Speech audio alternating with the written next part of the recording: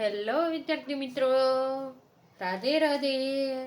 તો તમે બધાએ આપણી યુટ્યુબ ચેનલને જબરદસ્ત પ્રતિસાદ આપ્યો છે.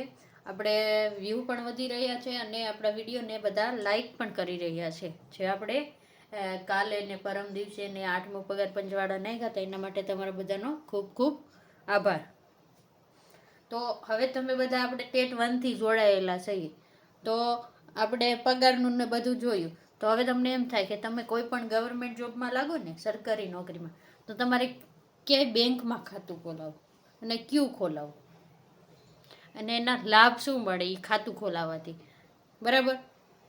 તો આપણે આજે જે વિડીયોની ચર્ચા કરવાના છે એ છે સરકારી કર્મચારીએ કઈ બેંકમાં ખાતું ખોલાવવું અને એ ખાતામાં જો તમને અકસ્માતમાં ચાલુ નોકરીએ મૃત્યુ થાય કર્મચારીનું, તો એને એના પરિવારને ક્યાં ક્યાં લાભ મળે, આ ખાતું હોય તો કર્મચારીને પણ ક્યાં ક્યાં લાભ મળે, બંનેને આપણે આ જોવાના છે. કયું ખાતું ખોલાવવું, કેટલા પગાર લગીનું હોય, અને તમને ખબર છે કે કોઈ પણ કર્મચારીને પહેલાં તો સરકારી નોકરી મળે ને પછી એનું સેલરી ખાતું ખોલવામાં આવે, બરાબર. તો એના વિશે આજનો આપણો વિડીયો છે. તો આજે આપણે જોઈએ તો આપણે જે આજે ખાતા કયા બેંકમાં ખોલવું, તો કે છે ને પહેલાં તો તમારે એસબીઆઈમાં ખોલવાનું. કઈ? એસબીઆઈ. એમાં પણ કયું ખાતું ખોલવાનું?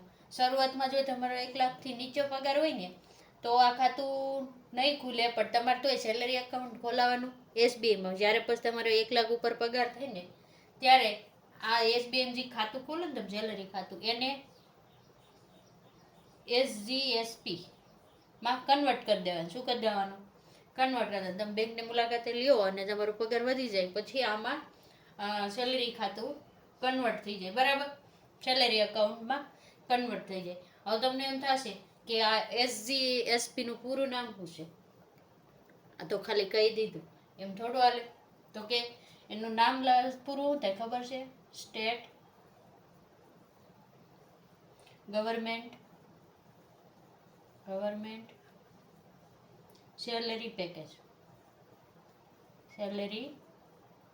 પેકેજ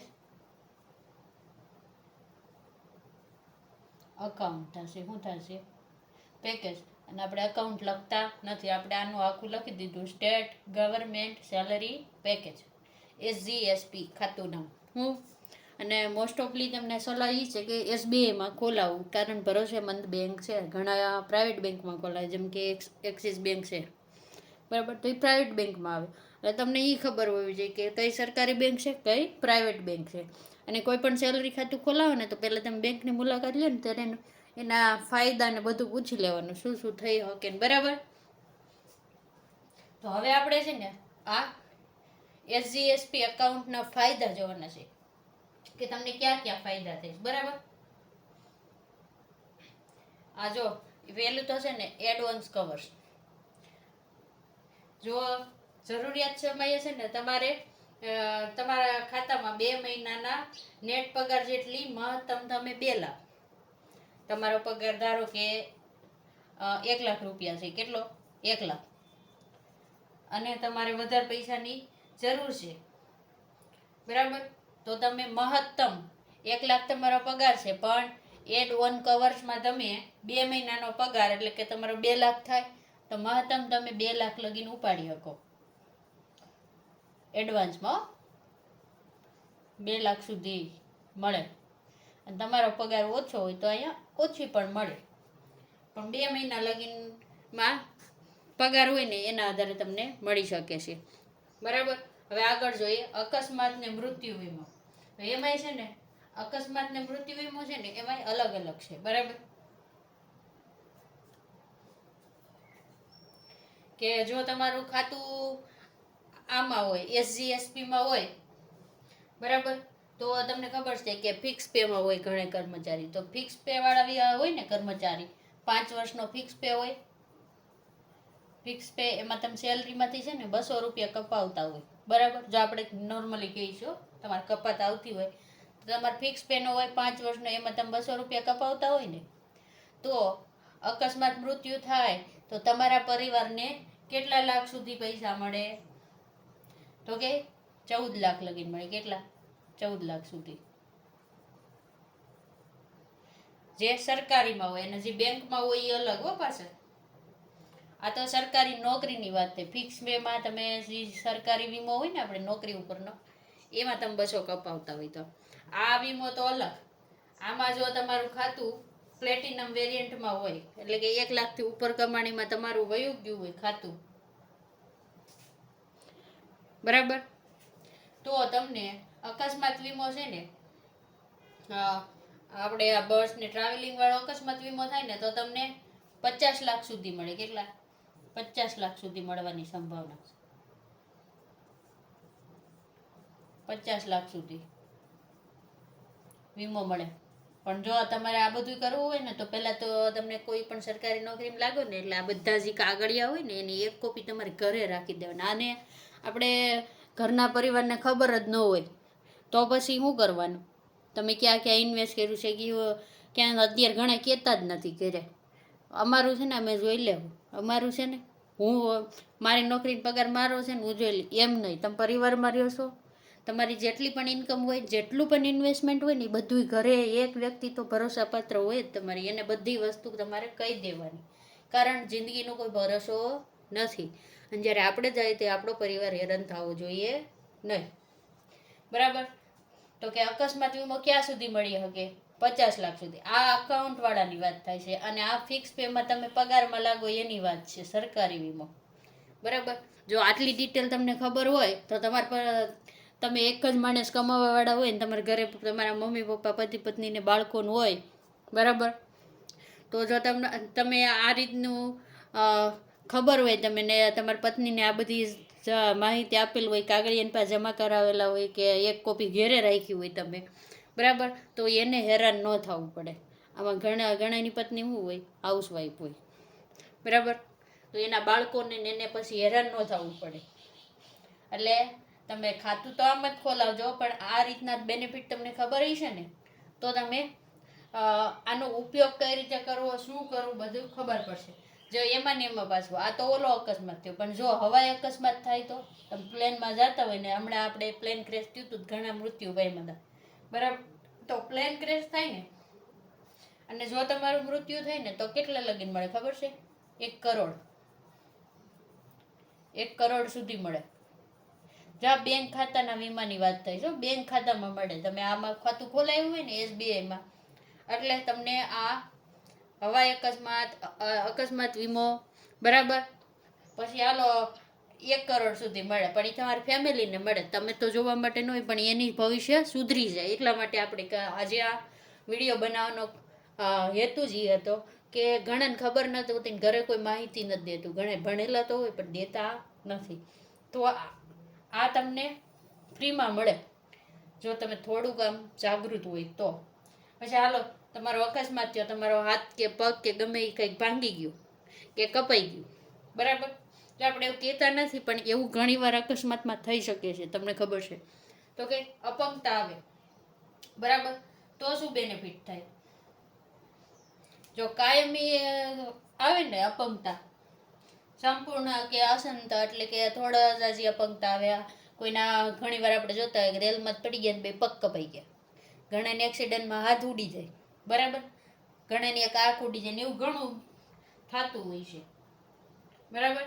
તો આ કિસ્સામાં તમને કેટલા મળી શકે ખબર છે? 40 લાખ સુધીનું વળતર મળે. 40 લાખ સુધી, હો, જો વાત સમજો, લાખ સુધી એટલે એની અંદર આવે સુધી વળતર મળી શકે, મળી શકે. આમાં ફિક્સ નથી પણ એટલા લગનમાં મળે. હવે તમે જ વિચાર કરો, તમે એક તો તમારી નોકરી હોય, તમે તમારું કિંમતી અંગ ખોયું હોય, બરાબર, અપંગતા આવે તો શું થાય? કિંમતી અંગ આપણું છે વ્યૂ જાય, એના વગર આપણે થોડાક દિવસ તો આપણે મુશ્કેલીઓનો સામનો કરવો પડે. તો એ તમને આ સહાય મળે તો પણ તમારું ભવિષ્ય સુધરી જાય. તમે ફાઇનાન્શિયલી તમારે કોઈ ખર્ચો આવ્યો હોય તો તમે આ રીતે પૂરી શકાય છે. એટલે 40 લાખ સુધી મળવાની શક્યતા છે, બરાબર. હું એમ નથી કહેતી 40 લાખ મળશે, ત્યાં લગીની શક્યતા છે. એટલે બેંક દે તો ખરા જ, તમે બધા પ્રૂફ દો. એટલે પછી કે આપણે આપણે પછી ઓવરડ્રાફ્ટ. સોરી, આપણે કઈ આપણે આડાવડું કરી નાખ્યું. ઓવરડ્રાફ્ટ છે ને એમાં આવશે તો કે 1 લાખ સુધી તમે ઓવરડ્રાફ્ટમાં એડવાન્સમાં પૈસા પડે. અને આ એડવન છે ને ત્યાં બાળકોને મળે. સોરી, આપણે કહેવામાં જરાક ભૂલ થઈ ગઈ કે આ એડવન છે ને તો તમારો અકસ્માત થાય ને તો તમારે જો કોઈ બાળકો હોય ને તો એને ઉચ્ચ શિક્ષણ માટે અહીંયા 5 લાખ રૂપિયા મળે. કેટલા? 5 લાખ લગીની સહાય મળે. જો આ એડવનમાં આપણે થોડુંક આડાવડું થઈ ગયું હતું. અહીંયા ઓવરડ્રાફ્ટ ને અહીંયા એડવનમાં મારે કહેવામાં ભૂલ થઈ ગઈ હતી. તો કે એડવન કવર્સ હોય ને એમાં તમને હાલો તમારું મૃત્યુ થાય છે, તમારું કોઈ બાળક છે તો એને ભણવા માટેની 5 લાખ સુધીની લોન મળે છે. અને જો તમારે કોઈ દીકરી હોય, બરાબર, તો એના લગ્ન માટે પણ તમને 5 લાખ રૂપિયા મળી શકે મહત્તમ. એ આપણે 2 કાઢી નાખશું. 5 લાખ મહત્તમ બાળકને મળે. અને દીકરીના લગ્ન માટે પણ મળે. તમારી દીકરી હોય, દીકરીના લગ્ન માટે પણ મળી શકે. જેના પપ્પા કે મમ્મી કર્મચારી હોય ને એનું મૃત્યુ થાય ને આ બેંકમાં ખાતું હોય તો તમારા બાળકને 5 લાખ રૂપિયા ભણવા માટે, અને જો દીકરીના લગ્ન હોય તો 5 લાખ રૂપિયા મળી શકે. સહાય મળે એટલે ફ્રીમાં જ મળે. પછી તમે એમ ન કહેતા આમાં બધામાં આપણે પૈસા ભરવા પડશે. નહીં, આ બધું ફ્રીમાં છે. આ તો થઈ ગયું હવે આપણું. તો પછી 0 બેલેન્સ. હવે તમે આ ખાતું ખોલાવો ને, બરાબર, તો એમાં મિનિમમ બેલેન્સની કોઈ જરૂર નથી. આપણે અત્યારે જે નોર્મલ સેવિંગ ખાતું ખોલાવીને એમાં મિનિમમ બેલેન્સની પોલિસી હોય છે કે 1000 રાખવા, 2000 રાખવા, બેંકની પોલિસી હોય છે. કોઈ પણ બેંકમાં ખાતું ખોલાવો ને તો આમાં મિનિમમ બેલેન્સ 0 બેલેન્સ. શું આવે? 0 બેલેન્સ. પછી શું થાય ખબર છે? આમાં તમને એક બીજો બેનિફિટ એ મળે કે એટીએમ અને ચેકબુક. એના ક્યાં ફાયદા મળે? તો કે આના તમારે એટીએમ અને ચેકબુકના ક્યાં ફાયદા મળે ખબર છે? એટીએમ ઉપર તમે ગમે એટીએમમાં પૈસા પડે ને કોઈ પણ બેંકના એટીએમમાંથી તો તમને 0 ચાર્જ લાગે. અને આપણે જે નોર્મલી અત્યારે સેવિંગ એકાઉન્ટ હોય ને એની 3 એન્ટ્રી હોય એટીએમમાં. પછી તમારે ચાર્જ લાગે. તમે બીજા એ જે બેંકનું હોય, દાખલા તરીકે તમે એસબીઆઈ ખાતું છે ને એસબીઆઈ એટીએમથી ઉપાડો ને તો ચાર્જ ન લાગે. પણ જો તમારું એસબીઆઈ અકાઉન્ટ હોય ને 3 વાર તમે એસબીઆઈમાં પૈસા કાઢ્યા હોય ને 4થી વાર તમારે મહિનાની અંદર જોતા હોય અને તમે એક્સિસ બેંકમાં લેવા ગયા તો ચાર્જ લાગે.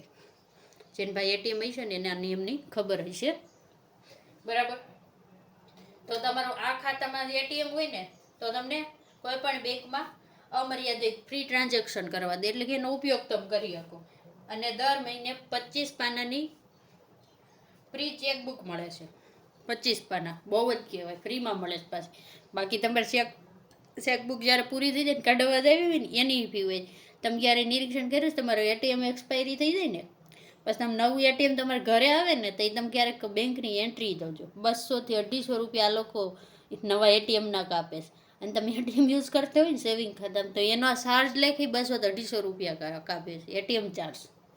જો કોઈ દી તમે પાસબુકમાં નજર નાખી હોય તો તમને ખબર હોય, બરાબર. તો કે આ બધું જો જોતું હોય ને તો પહેલા શું કરવાનું?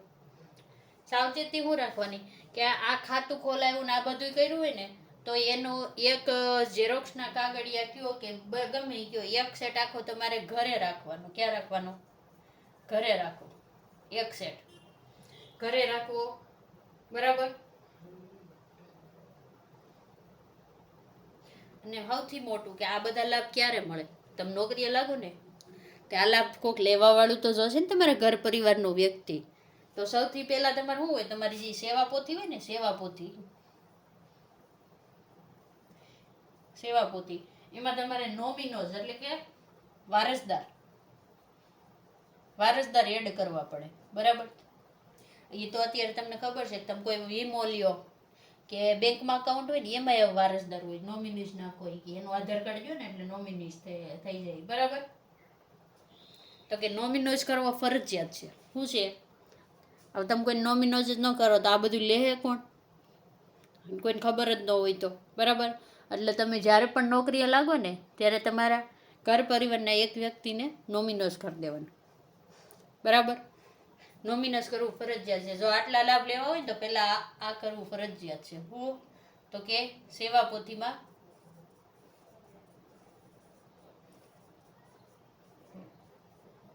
12 એડ કરવા. શું કરવા? એડ કરવા અથવા નોમિનોઝ કરવા. બરાબર. અને આ બધું કરો ને તે સેવા પોથીમાં જ કરવાનું, પણ આ બેંકના ખાતામાં એ એડ કરવાનો. તમે કોઈ પણ બેંક ખાતું ખોલાવવા જાઓ ને ત્યાં તમને નોમિનોઝનું પહેલાં પૂછતા જ હોય છે. બરાબર. અને આ બધી માહિતી દસ્તાવેજ ને પોલિસી બધું તમારું રોકાણકાર હોય ને એના ઝેરોક્સની એક નકલ તમારે ઘરે રાખવાની અને પરિવારને બધાને સભ્યોને કહી દેવાનું મેં આ રીતનું ખાતું ખોલાવ્યું છે, આ રીતના મને બેનિફિટ મળે છે. તમે જો સરકારી કર્મચારી હોય ને તો તમને એટલી તો ખબર પડતી જ હોય. બરાબર. તો તમારા પરિવારને તમારે સમજાવી દેવાનું કે આવો આપણને મળશે ખાતામાંથી બેનિફિટ. બરાબર. જો આ વિડીયો સારો લાગ્યો હોય તો એક લાઈક કરી દેજો. અને જો તમે સરકારી કર્મચારી હોય ને તમને એમ લાગ્યું હોય કે આ સાચી માહિતી છે તો વિડીયોને શેર પણ કરી દેજો આપણી લિંકને. બરાબર. લાઈક કરી દેજો. ને એવું લાગે તો કમેન્ટ કરજો કોઈ પ્રશ્ન હોય તો. બરાબર. રાધે રાધે.